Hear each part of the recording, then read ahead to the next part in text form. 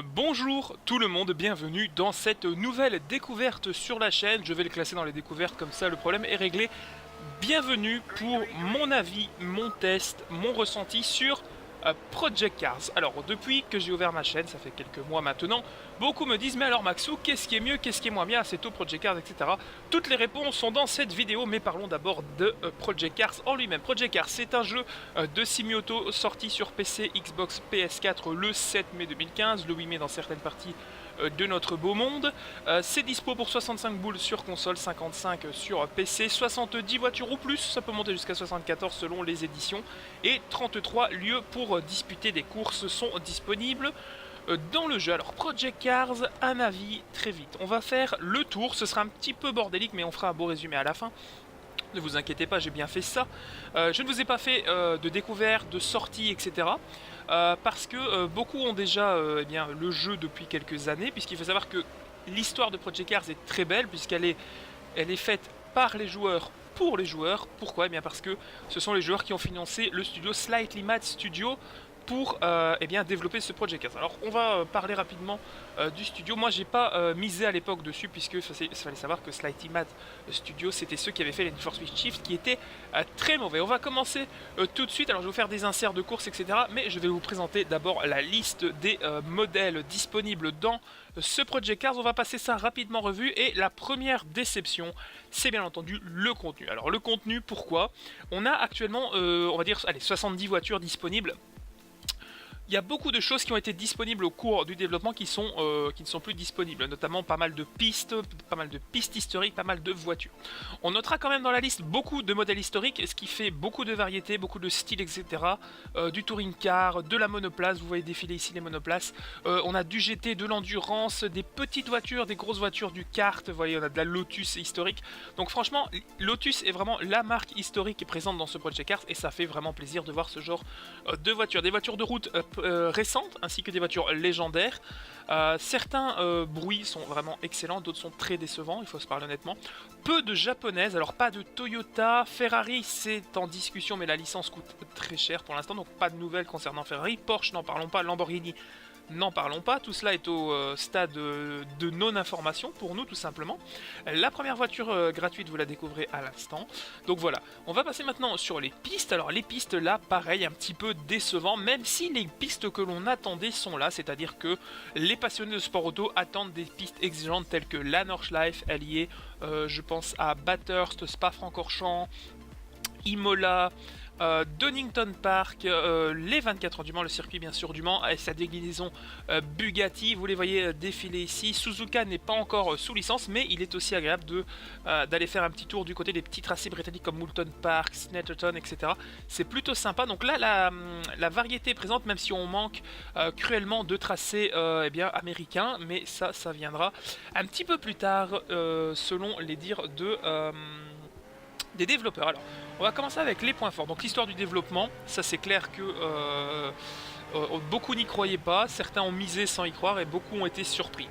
Le mode carrière, on va parler rapidement du mode carrière. Il est très immersif, beaucoup de gens disent oui il est plat, il ne sert à rien, il est répétitif. Pas du tout, c'est le meilleur mode carrière que j'ai découvert depuis les Toka Race Driver. Et croyez-moi, j'ai pas été payé, je ne vous parlerai pas comme ça. Je vous donne vraiment mon avis après une semaine de jeu sur la version 1.0. Donc il est réfléchi, il est posé, il est basé sur de l'expérience de jeu, de multijoueur, avec des vrais pilotes. J'ai eu le bonheur de croiser pas mal de gens récemment qui sont de très bons pilotes sur ce jeu et qui m'ont fait rendre compte du potentiel de ce jeu. On va parler donc de l'ergonomie des menus, on va parler un petit peu de tout ça. On va parler de quelques points faibles aussi qui font que ce Project Cars n'est pas la simulation ultime. Mais d'abord, je vais tout de suite clore un débat. Project Cars, mieux que... Alors, on va faire dans l'ordre pour pas trop vous faire un choc. Project Cars, mieux que Gran Turismo? Oui. Project Cars, mieux que Forza Motorsport? Oui. Project Cars, mieux que Raceron Racing Experience? Oui. Project Cars, mieux qu'Assetto Corsa? Oui. Project Cars, mieux qu'Air Factor 2? Pas vraiment.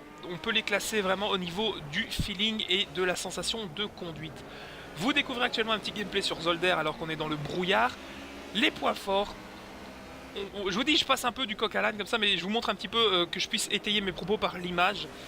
L'IA formidable, elle est bagarreuse, elle croise, elle est parfois un peu trop réaliste parce qu'elle vous coupe des virages entièrement. Quand une IA ne sait pas prendre un virage sans shooter un cône ou un plot, elle va tout simplement couper le virage. Les conditions météo sont juste hallucinantes.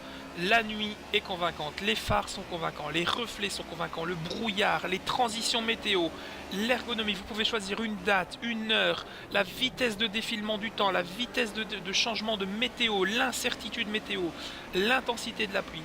Tout est vraiment calculable et paramétrable à votre guise jusqu'au dernier détail et c'est vraiment ce qui fait le point fort de ce Project Cars, c'est la sensation de piloter une voiture de course qui est bien plus importante et bien plus présente que dans un Assetto Corsa par exemple, même dans les jeux où on est pas mal immergé, je pensais à F1 2010 pour les plus anciens, on est vraiment en train de se caler l'embrayage avant le départ et de lâcher la puissance au démarrage. On va faire un rapide tour par les menus puisqu'il y a pas mal de réglages à faire puisque oui, vous devez absolument passer par la case Setup si vous voulez tirer le meilleur de ce Project Cars. Alors la case Setup c'est quoi? C'est régler votre force feedback, régler vos paramètres de volant, régler votre mapping, donc le paramétrage des boutons, et surtout régler votre voiture. Alors vous voyez ici que vous avez beaucoup de choix au niveau de l'ATH. Sachez qu'au niveau de l'ATH, vous pouvez simplement afficher la télémétrie. Enfin, je vais vous montrer des exemples un peu plus tard. Au niveau des réglages du volant, ne tenez pas compte de ces setups, ils sont tout à fait provisoires. Je n'ai pour l'instant rien trouvé de correct, mais voilà, vous avez peut-être déjà une première ébauche de ce qui se fait en force feedback, etc. Mais voilà, vous pouvez paramétrer l'ensemble des composants de votre volant. Pardon, sachez que beaucoup de volants sont reconnus, donc si vous n'avez pas votre volant, j'entends beaucoup de gens qui disent oui j'ai des trous dans l'accélération, j'ai machin, vous n'avez qu'à calibrer votre volant. Une fois que vous avez passé une fois par ce menu, votre jeu est paramétré, vous n'irez plus jamais. Il faut par contre prendre le temps de trouver les bonnes touches qui correspondent à votre volant. Si vous avez un boîtier, un pommeau, etc. Vous pouvez paramétrer les 7 rapports de boîte, pas de 8ème, malgré la présence d'un TH8R si vous l'avez branché à votre PC. Vous pouvez avoir une personnalisation du HUD, vous pouvez déplacer les éléments. Au niveau des effets visuels, c'est très complet également. Si vous avez une machine qui n'est pas au top, eh bien vous pouvez paramétrer et réduire chacun des éléments. Par exemple, si vous ne pilotez pas sous la pluie par manque de niveau ou que vous n'aimez pas, vous pouvez tout simplement réduire l'affichage des gouttes, des traînées d'eau, etc. si vous avez du mal à vous y retrouver sur un tracé. Vous voyez que personnellement ici, tout ce que je vous propose en gameplay est en ultra. Je vais essayer de faire un rendu vidéo qualitatif, même si je vais me contenter d'un peu plus d'une vingtaine de minutes pour vous parler de ce Project Cars. Donc au niveau des menus, c'est vraiment parfait à un détail près. Pourquoi? Quand vous pilotez une manche en ligne ou que vous participez à un week-end de course, la calibration de votre carburant se fait en séance normale ou pour la qualification. C'est-à-dire que si vous mettez peu d'essence pour piloter en essai et que vous lancez votre course sans avoir prévu un warm-up, eh bien vous allez avoir des soucis, vous allez partir sans votre consommation de carburant. Donc le seul défaut en ce qui concerne le menu de ce jeu, c'est le manque d'options avant la course et surtout un énormissime point noir qui va faire rager beaucoup de monde et qui devra être corrigé, je l'espère, c'est la présence d'un fichier de sauvegarde pour vos setups. Vous ne pouvez pas piloter et sauvegarder votre setup voiture. À chaque fois, vous devrez le remplacer. Donc il faut soit prendre des screenshots, soit les noter, soit les enregistrer quand vous les faites avec un outil de capture. Donc c'est vraiment pour l'instant très compliqué de switcher de tracé et de catégorie, puisque chaque voiture va demander un setup. Vous avez encore ici un exemple de la qualité. Donc là, vous êtes en condition tempête. Donc l'IA ne met pas ses phares, c'est un peu un souci. Pour moi, mais bon voilà, quand elle freine en tout cas vous voyez très bien l'effet via le brouillard, etc. Donc au niveau des soucis, donc on a dit que les menus avant course n'étaient pas top. On avait un souci très important pour un jeu de voiture pour moi, même si c'est plus trop le cas, c'est qu'il n'y a pas d'écran splitté. Donc si vous voulez jouer avec un ami, c'est compliqué, même si c'est une simulation, je sais bien, c'est compliqué. Le contenu est à étoffer, c'est primordial pour la survie du jeu. La sauvegarde des réglages n'est pas top, elle n'est pas complète, elle doit être ajoutée. Les bugs de ralenti, pourquoi je vous dis ça? Parce que j'ai skinné une Z4 aux couleurs du Mark VDS Racing, j'ai fait une course et toutes les voitures qui prenaient cette livrée, eh bien, dans les ralentis, eh bien, ne sont plus affichées, donc ça vous pose des soucis. Joli dérapage, vous le voyez, avec la BMW. On va parler des dégâts un peu plus tard. Vous découvrez le profil du réseau des pilotes. Le réseau des pilotes, c'est quoi? Eh bien, c'est votre carte d'identité, c'est votre voiture, votre condition préférée, par exemple, on voit votre comportement, etc. La carrière, c'est où récupérer vos badges. En fait, c'est un peu votre tableau de chasse, tout simplement. Puis vous aurez du sponsoring, vous allez être ici invité à des courses. Et donc, les faits d'armes, c'est quoi? C'est donc bien sûr les replays que vous avez sauvegardés. Au niveau des modes de jeu, vous pouvez créer une partie en ligne, vous avez le solo, etc. Si vous créez une partie en ligne, c'est très simple. Vous avez la liste ici des serveurs. Pour l'instant, il y a pas mal de bugs au moment où je fais cette vidéo. Tous les salons où vous voyez un joueur, ce sont tout simplement des salons buggés. Vous êtes dans votre liste, vous avez la liste des joueurs à droite, vous avez le circuit, vous sélectionnez votre monture et clic, vous rejoignez, c'est parti. Vous pouvez également faire une course contre l'IA qui, je vous l'avais dit, est très très bonne. Donc par exemple ici on va partir sur Sakito, voilà. Qu'est-ce qu'on peut encore faire? Voilà, par exemple Snetterton, voilà, Silverstone, voilà, et vous sélectionnez votre voiture, par exemple voilà la Mercedes DTM qui fait partie du pack collector.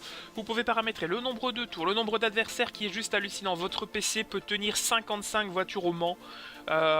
Les courses de monoplace peuvent monter jusqu'à 30-40 voitures. Vous êtes simplement limité par le nombre de box du tracé que vous empruntez et non pas par la catégorie puisque les skins sont infinis.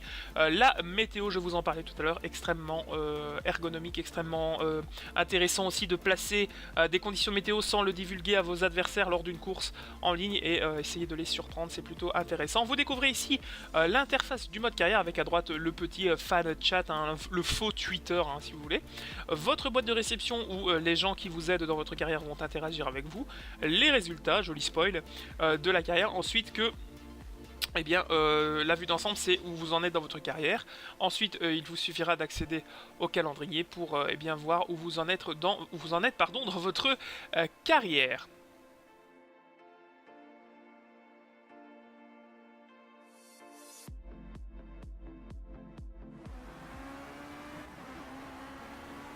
Au niveau de la jouabilité, vous avez différentes vues qui sont à votre disposition. Elles sont quasiment toutes jouables. Un point positif également pour la vue casque qui est vraiment très convaincante et qui permet de piloter sans, eh bien, sans avoir trop de soucis. Vous savez que certains joueurs, comme moi par exemple, aiment bien une vue fixe tout simplement parce qu'ils ont déjà leur tête qui bouge et ils n'ont pas besoin d'un deuxième mouvement.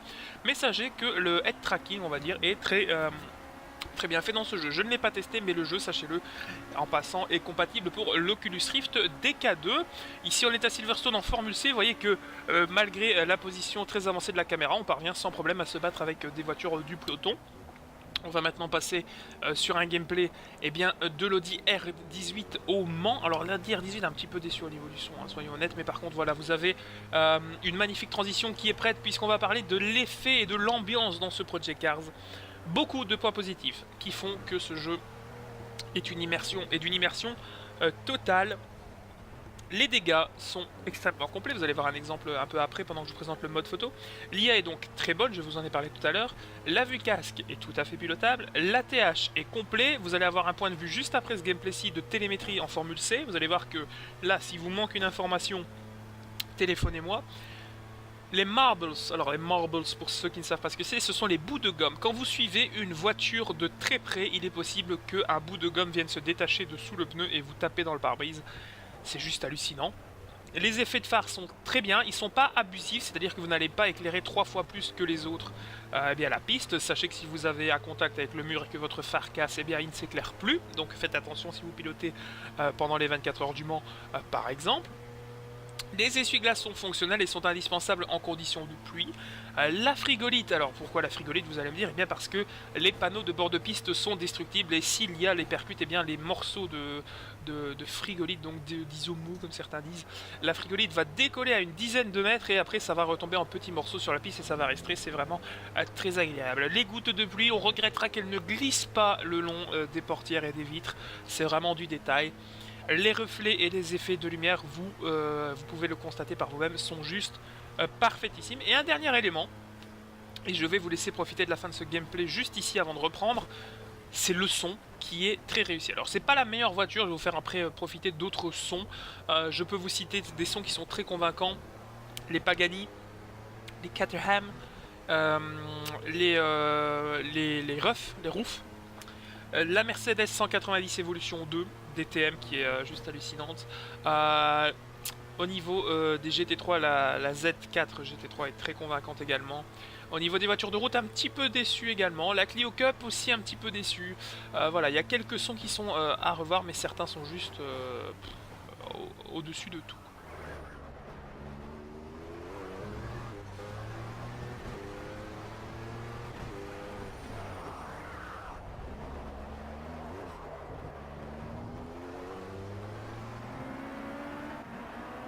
La télémétrie, je vous en parlais juste avant, nous voici donc à bord de la vue casque. En plus, vous allez comme savoir que c'est tout à fait pilotable, malgré le niveau médiocre que je vous montrerai dans les virages qui suivent.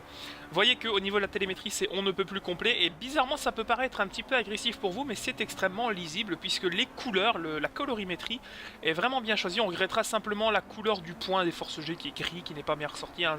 J'aurais préféré un jaune ou un rouge.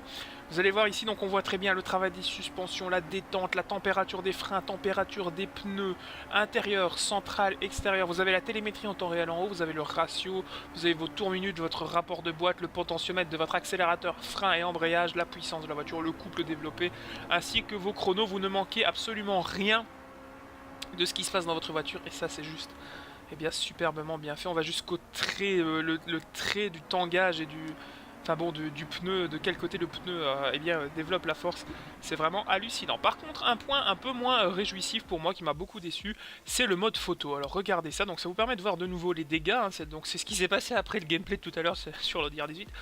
C'est très incomplet, on n'a plus de mode libre au niveau du mode photo, mais mon petit doigt me dit que ça va revenir, je l'espère, d'ici à les prochaines updates. Mais voilà, c'est assez décevant. Au niveau du mode photo, vous êtes limité à un point centré, donc ça peut vous décevoir quand vous avez vu pas mal de screenshots pris par la communauté au fur et à mesure du développement du jeu. C'est vrai que c'est un peu un point qui n'est pas très positif. On va donc voilà, vous voyez un petit peu, je vous montre les dégâts, vous voyez que c'est complet, on perd des ronds, on perd des éléments, on chiffonne la voiture. Donc c'est plutôt pas mal. Au niveau du ralenti, vous allez voir également qu'on peut mettre, donc je vous disais, 50 voitures sur le tracé du Mans, vous le voyez ici, ça tourne sans problème. Nous voici maintenant à bord d'une Aston GT4 sur la Nordschleife, alors qu'on a une faible pluie qui s'abat sur le tracé. Vous découvrez que les reflets des phares sont vraiment convaincants. Alors on va parler maintenant du nerf de la guerre. Pourquoi ce jeu est une simulation? L'argumentaire arrive, vous l'attendez, il est là après 15 minutes. Je vais enfin m'exprimer. Alors, il faut savoir que ce Project Cars, beaucoup le présentaient comme un semi-arcade, semi-simu, entre Forza, entre GT. Certains disent c'est un... J'ai longtemps dit en étant testeur de certaines anciennes builds au fur et à mesure du développement, oui c'est un mi-simu, mi. Non. Project Cars est une simulation et c'est actuellement la meilleure simulation du marché, point à la ligne. Le seul qui peut rivaliser avec lui, je trouve, est Air Factor 2 qui, dans cette année 2015, est en train de prendre pas mal d'initiatives et ça pourrait, si on en reparle d'ici la rentrée scolaire ou fin d'année, ça pourrait changer un petit peu le classement où certains mettaient déjà Assetto Corsa sur un piédestal et je trouve que ce Project Cars vient de calmer les ardeurs de Kuno Simulation qui ont intérêt à réagir rapidement. Bref. Pourquoi c'est une simulation? Pourquoi? Bien parce que il vous faut absolument un volant pour profiter de ce jeu. Je sais qu'il est possible de piloter à la manette, mais c'est très compliqué. Piloter au volant est un indispensable. Passer par la classe réglage est vraiment un indispensable. C'est-à-dire que si vous pilotez, croyez-en mon expérience, certains pourront témoigner dans les commentaires, vous pilotez une Aston GT3 sur le tracé de Hockenheim, il vous faudra passer par la case souplesse, la case roulis, la classe tangage, carrossage, pincement, détente de suspension, différentiel, appui aérodynamique. Il va falloir angle de braquage. Il faudra passer par l'ensemble de ces menus si vous souhaitez tirer quelque chose de votre voiture. Si vous pilotez avec les assistances, ce n'est pas grave. Le jeu est aussi jouissif et aussi difficile à maîtriser avec les assistances. Vous avez également dans le comportement la nécessité de prendre en compte le temps dans une séance. Fini de sortir, de taper un chrono et de rentrer. Il faudra compter que lorsque vous sortez, il y a 2 tours pour chauffer vos pneus. Pendant ces 2 tours, absolument impossible d'attaquer puisque la voiture n'a absolument pas de grip. Montez vos pneus en température température est important. Si vous êtes en sous-température, vous allez être en vrac dans chaque virage. Donc il est important de régler la pression de vos pneus. En parlant de température, si vous allez piloter sur la Nordschleife sous la pluie ou si vous pilotez sur un tracé comme Willow Spring, Laguna Seca ou même Sonoma, eh bien la température n'est pas la même. Donc il faudra ouvrir votre radiateur, sinon vous risquez la surchauffe et la casse moteur. Donc plein d'éléments sont nécessaires. Il faut les passer en revue avant d'entrer en piste. Et rien que pour ça, ça met Project Cars au-dessus des autres. Avant même de mettre une roue sur le goudron, il va falloir travailler. Et je ne dis pas régler ni s'amuser, il va falloir travailler. Project Cars n'est pas un jeu où quand vous rentrez après le boulot, vous dites je vais me faire une course. Parce que vous allez vous prendre la tête, parce que vous allez faire des bêtises, vous n'allez pas y arriver. Pourquoi? Parce que le jeu nécessite un temps de concentration pour tirer quelque chose d'une voiture. Même avec les assistances pour piloter pour la détente, ce n'est pas possible. Si vous y arrivez, c'est que vous ne pilotez pas à fond ou que vous le pilotez avec une IA faible, etc. Sachez qu'ici, l'IA est à 90 pour l'ensemble des shots que vous voyez. Au niveau des vues, la vue poursuite que je déteste particulièrement, mais qui est utilisée par certains joueurs, est plutôt agréable à suivre. Vous allez voir, on va passer en vue, voilà, quelques vues rapidement. La vue poursuite est tout à fait jouable, hein, vous le voyez. Ça vous donne encore un effet visuel différent. Mais voilà, donc ce Project Cars nécessite le passage par les réglages et c'est franchement le pied intégral au volant. Je prends pas autant de plaisir sur un autre jeu actuellement. Pourtant je joue à Assetto Corsa, je joue à Race Room, je joue à Dirt Rally. Bon, Dirt Rally est le deuxième en ce moment parce qu'il fait un peu de variété dans les nouveautés sorties. Mais voilà, alors j'entends beaucoup qui disent attention, iRacing est le meilleur, iRacing, tu n'as pas testé iRacing, tu ne peux pas tester. Non, je n'ai pas testé iRacing parce que non, iRacing n'est pas intéressant financièrement pour moi pour l'instant. Je ne dis pas que je n'y mettrai pas les pieds, c'était prévu il y a quelques mois, malheureusement, eh bien les finances et Project Cars en ont décidé autrement. Vous voyez le magnifique tête à queue ici, vous voyez ça ne permet pas beaucoup d'erreurs de pilotage. On va parler justement erreurs de pilotage et comportement. Vous avez trois possibilités pour régler le comportement de votre machine. Soit avec l'ensemble des assistances, où là vous avez anti-patinage, stabilité et ABS, soit sans rien, là vous êtes vraiment avec toutes les voitures sans rien du tout, soit réel. Réel, ça veut dire quoi? Par exemple, réel, je vous fais un tour en Formula Rookie, je n'aurai pas d'ABS. Par contre, si je pilote en GT3, j'aurai l'anti-patinage. Ça reprend la réglementation officielle IRL des voitures et ça vous aide à vous y retrouver quand vous avez parfois des difficultés. Donc voilà. Donc on va refaire rapidement, juste après ce gameplay, un petit point sur tout ce qui est positif et négatif. Je vais vous mettre ça en écran, vous allez bien comprendre. Et on va se laisser sur quelques phases de gameplay, notamment eh bien, le lever de soleil au Mans, qui est bien mieux que 10 arguments, puisque c'est la preuve par l'image. Donc ce Project Cars est très bon, je vous invite bien sûr à vous en saisir le plus rapidement possible sur PC. Pourquoi ? Parce que la version console et notamment la version Xbox One est ratée complètement, elle est buggée, elle n'est pas terminée, elle est inconduisible, le pad est irréglable. Donc je vous dis, fouillez la version console et munissez-vous très vite de cette version PC et de votre volant. C'est pilotable à la manette mais il faudra passer beaucoup de temps pour régler tout ça. Voici donc le récapitulatif des points forts et des points faibles. Le mode histoire. Pardon, le mode carrière, l'histoire du jeu, l'ergonomie des menus qui est juste parfaite, les skins et la personnalisation des voitures, l'intelligence artificielle, les dégâts qui sont plus que complets, la vue casque qui est très décevante dans les anciens jeux de Slightly Image Studio mais qui là est très convaincante, l'ATH complet et paramétrable, vous pouvez déplacer n'importe quel élément, la télémétrie très complète, les petits détails graphiques, les marbles, la frigolite, etc., le son et bien sûr le passage indispensable par réglage. Les points faibles, le multijoueur qui est à améliorer, pas mal de bugs et de choses à régler, le mode photo qui n'est pas assez permissif, les versions console qui sont complètement loupées, il ne faut pas se leurrer même si la PS4 est bien mieux, pas de menu avant la course, pas d'écran splitté, la manette très difficile de piloter avec elle, le contenu qui est un petit peu maigrichon malgré tout, on s'attendait à plus, la sauvegarde des réglages qui est absente et quelques bugs de ralenti, ça c'est mon expérience personnelle, voilà l'effet. Donc vraiment pour le détail, c'est vrai que les LMP on aurait bien aimé un bouton flash, voilà, et quelques manques de licence à encore recevoir. Bah écoutez, ça fait pas mal d'informations, j'ai beaucoup parlé pendant cette review, cette découverte. Je déteste faire ça et de pas faire de coupure, navré si ça vous a dérangé.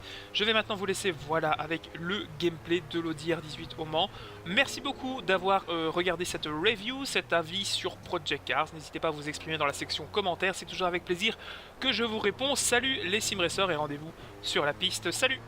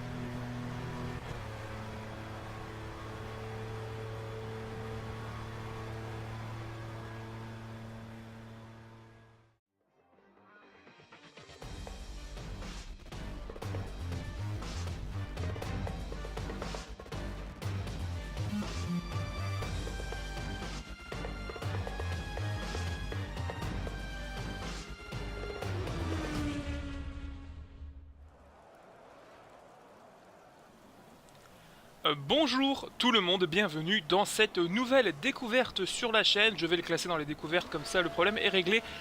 Bienvenue pour mon avis, mon test, mon ressenti sur Project Cars. Alors depuis que j'ai ouvert ma chaîne, ça fait quelques mois maintenant, beaucoup me disent mais alors Maxou, qu'est-ce qui est mieux, qu'est-ce qui est moins bien, c'est tout Project Cars, etc. Toutes les réponses sont dans cette vidéo, mais parlons d'abord de Project Cars en lui-même. Project Cars, c'est un jeu de semi-auto sorti sur PC, Xbox, PS4 le 7 mai 2015, le 8 mai dans certaines parties de notre beau monde. C'est dispo pour 65 boules sur console, 55 sur PC, 70 voitures ou plus, ça peut monter jusqu'à 74 selon les éditions, et 33 lieux pour disputer des courses sont disponibles dans le jeu. Alors Project Cars, un avis très vite. On va faire le tour, ce sera un petit peu bordélique mais on fera un beau résumé à la fin. Ne vous inquiétez pas, j'ai bien fait ça. Je ne vous ai pas fait de découverte, de sortie, etc. Parce que beaucoup ont déjà le jeu depuis quelques années, puisqu'il faut savoir que l'histoire de Project Cars est très belle, puisqu'elle est faite par les joueurs, pour les joueurs. Pourquoi? Eh bien parce que ce sont les joueurs qui ont financé le studio Slightly Mad Studio pour développer ce Project Cars. Alors on va parler rapidement du studio. Moi j'ai pas misé à l'époque dessus, puisque il fallait savoir que Slightly Mad Studio c'était ceux qui avaient fait les Need for Speed Shift, qui étaient très mauvais. On va commencer tout de suite. Alors je vais vous faire des inserts de courses, etc. Mais je vais vous présenter d'abord la liste des modèles disponibles dans ce Project Cars. On va passer ça rapidement en revue, et la première déception, c'est bien entendu le contenu. Alors le contenu, pourquoi? On a actuellement, on va dire, allez, 70 voitures disponibles. Il y a beaucoup de choses qui ont été disponibles au cours du développement qui ne sont plus disponibles, notamment pas mal de pistes historiques, pas mal de voitures. On notera quand même dans la liste beaucoup de modèles historiques, ce qui fait beaucoup de variétés, beaucoup de styles, etc. Du touring car, de la monoplace, vous voyez défiler ici les monoplaces. On a du GT, de l'endurance, des petites voitures, des grosses voitures, du kart, vous voyez, on a de la Lotus historique. Donc franchement, Lotus est vraiment la marque historique présente dans ce Project Cars, et ça fait vraiment plaisir de voir ce genre de voitures. Des voitures de route récentes ainsi que des voitures légendaires. Certains bruits sont vraiment excellents, d'autres sont très décevants, il faut se parler honnêtement. Peu de japonaises, alors pas de Toyota. Ferrari c'est en discussion, mais la licence coûte très cher pour l'instant, donc pas de nouvelles concernant Ferrari. Porsche n'en parlons pas, Lamborghini n'en parlons pas, tout cela est au stade de non-information pour nous tout simplement. La première voiture gratuite, vous la découvrez à l'instant. Donc voilà, on va passer maintenant sur les pistes. Alors les pistes là, pareil, un petit peu décevant, même si les pistes que l'on attendait sont là, c'est-à-dire que les passionnés de sport auto attendent des pistes exigeantes telles que la Nordschleife, elle y est, je pense à Bathurst, Spa-Francorchamps, Imola, Donington Park, les 24 heures du Mans, le circuit bien sûr du Mans et sa déclinaison Bugatti, vous les voyez défiler ici. Suzuka n'est pas encore sous licence, mais il est aussi agréable d'aller faire un petit tour du côté des petits tracés britanniques comme Moulton Park, Snetterton, etc. C'est plutôt sympa. Donc là la variété est présente, même si on manque cruellement de tracés américains, mais ça viendra un petit peu plus tard selon les dires des développeurs. Alors, on va commencer avec les points forts. Donc l'histoire du développement, ça c'est clair que beaucoup n'y croyaient pas, certains ont misé sans y croire et beaucoup ont été surpris. Le mode carrière, on va parler rapidement du mode carrière. Il est très immersif, beaucoup de gens disent oui il est plat, il ne sert à rien, il est répétitif. En gameplay étant en ultra, je vais essayer de faire un rendu vidéo qualitatif, même si je vais me contenter d'un peu plus d'une vingtaine de minutes pour vous parler de ce Project Cars. Donc au niveau des menus, c'est vraiment parfait à un détail près. Pourquoi? Quand vous pilotez une manche en ligne ou que vous participez à un week-end de course, la calibration de votre carburant se fait en séance normale ou pour la qualification. C'est-à-dire que si vous mettez peu d'essence pour piloter en essai et que vous lancez votre course sans avoir prévu un warm-up, eh bien vous allez avoir des soucis, vous allez partir sans votre consommation de carburant. Donc le seul défaut en ce qui concerne le menu de ce jeu, c'est le manque d'options avant la course, et surtout un énormissime point noir qui va faire rager beaucoup de monde et qui devra être corrigé, je l'espère, c'est la présence d'un fichier de sauvegarde pour vos setups. Vous ne pouvez pas piloter et sauvegarder votre setup voiture à chaque fois et vous devrez le remplacer. Donc il faut soit prendre des screenshots, soit les noter, soit les enregistrer quand vous les faites avec un outil de capture. Donc c'est vraiment pour l'instant très compliqué de switcher de tracé et de catégorie, puisque chaque voiture va demander un setup. Vous avez encore ici un exemple de la qualité. Donc là vous êtes en condition tempête, donc l'IA ne met pas ses phares, c'est un peu un souci. pour moi, mais bon voilà, quand elle freine en tout cas vous voyez très bien l'effet via le brouillard, etc. Donc au niveau des soucis, donc on a dit que les menus avant-course étaient pas top. On avait un souci très important pour un jeu de voiture pour moi, même si c'est plus trop le cas, c'est qu'il n'y a pas d'écran splitté. Donc si vous voulez jouer avec un ami, c'est compliqué, même si c'est une simulation, je sais bien, c'est compliqué. Le contenu est à étoffer, c'est primordial pour la survie du jeu. La sauvegarde des réglages n'est pas top, elle n'est pas complète, elle doit être ajoutée. Les bugs de ralenti, pourquoi je vous dis ça? Parce que j'ai skinné une Z4 aux couleurs du Mark VDS Racing, j'ai fait une course et toutes les voitures qui prenaient cette livrée, eh bien, dans les ralentis, eh bien, ne sont plus affichées, donc ça vous pose des soucis. Joli dérapage, vous le voyez, avec la BMW. On va parler des dégâts un peu plus tard. Vous découvrez le profil du réseau des pilotes. Le réseau des pilotes, c'est quoi? Eh bien, c'est votre carte d'identité, c'est votre voiture, votre condition préférée, par exemple, on voit votre comportement, etc. La carrière, c'est où récupérer vos badges. En fait, c'est un peu votre tableau de chasse, tout simplement.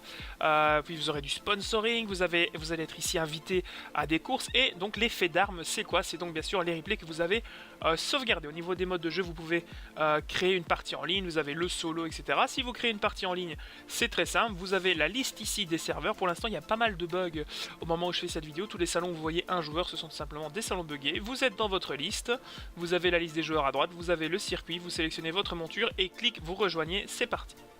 Vous pouvez également faire une course contre l'IA qui, je vous l'avais dit, est très très bonne. Donc par exemple ici on va partir sur Sakito, voilà. Qu'est-ce qu'on peut encore faire? Voilà, par exemple Snetterton, voilà, Silverstone, voilà, et vous sélectionnez votre voiture, par exemple voilà la Mercedes DTM qui fait partie du pack collector. Vous pouvez paramétrer le nombre de tours, le nombre d'adversaires qui est juste hallucinant. Votre PC peut tenir 55 voitures au Mans. Les courses de monoplace peuvent monter jusqu'à 30-40 voitures. Vous êtes simplement limité par le nombre de box du tracé que vous empruntez et non pas par la catégorie, puisque les skins sont infinis. La météo, je vous en parlais tout à l'heure, extrêmement ergonomique, extrêmement intéressant aussi de placer des conditions météo sans le divulguer à vos adversaires lors d'une course en ligne et essayer de les surprendre, c'est plutôt intéressant. Vous découvrez ici l'interface du mode carrière avec à droite le petit fan chat, hein, le faux Twitter hein, si vous voulez. Votre boîte de réception où les gens qui vous aident dans votre carrière vont interagir avec vous. Les résultats, joli spoil, de la carrière. Ensuite que eh bien, la vue d'ensemble, c'est où vous en êtes dans votre carrière. Ensuite, il vous suffira d'accéder au calendrier pour eh bien, voir où vous en êtes dans votre carrière.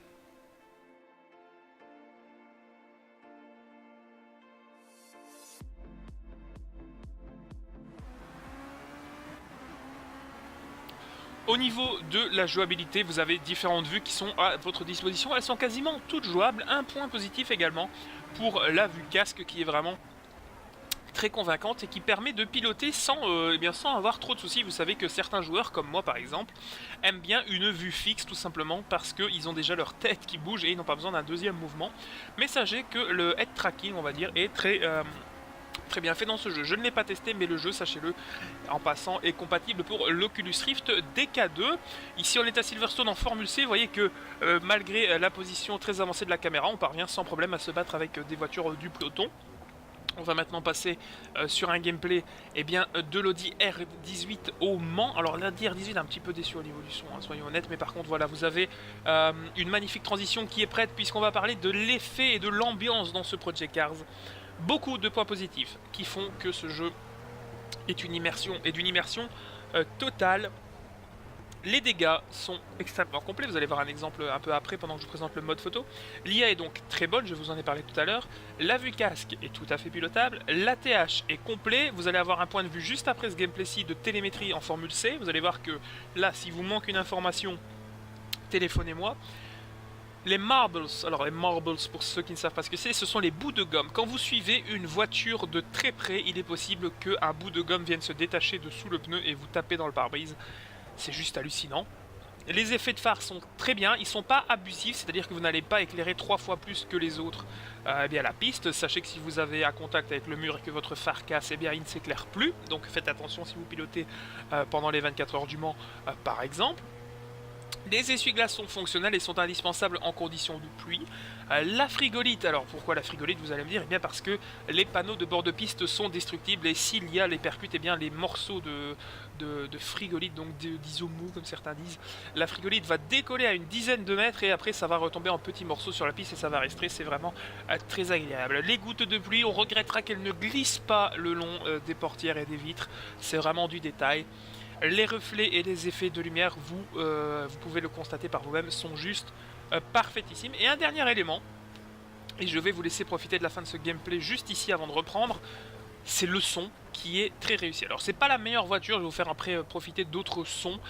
Je peux vous citer des sons qui sont très convaincants, les Pagani, les Caterham, les Roofs, la Mercedes 190 Evolution 2 DTM qui est juste hallucinante. Au niveau des GT3, la Z4 GT3 est très convaincante également. Au niveau des voitures de route, un petit peu déçu également. La Clio Cup aussi un petit peu déçu. Voilà, il y a quelques sons qui sont à revoir, mais certains sont juste au-dessus de tout.